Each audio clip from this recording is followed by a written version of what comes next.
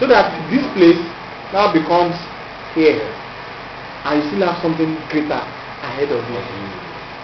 Once you see that you are getting here, change your graph again. Change to something like this. This place now is here.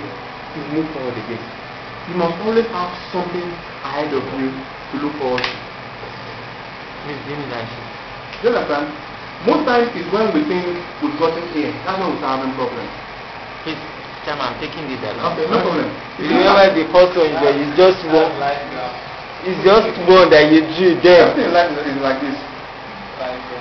You have to forcefully put it. Look at something like Michael Jackson. How did their problem started? They've gotten to the top. There was nowhere else to go. There was nothing else in front of them except coming down. With new things. Look at them. They've also gotten to the top of what they can see. And what happens? But look at people like JC, for example. JC sang for a while. They ran for a while. When he got to the top, he brought in a record label. Took his dream forward again. Before you know it, he starts signing people, musicians again. He keeps pushing his achievement. He keeps pushing it forward. And that's why it's relevant today. Some people call it reinventing yourself. Do you understand? Because you have to keep reinventing yourself. I was doing something about Microsoft today. You know, they just got a new CEO.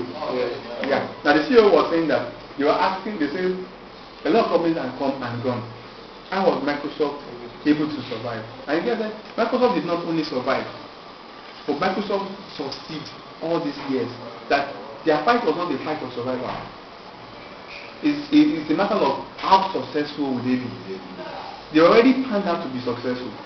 But the question is how successful would they be? And that their battle has always been a battle of success. You know what I'm saying? Yeah. Genesis can give us 6 months. 6 months. Now, the problem they are 6 months, you will get back. How much is the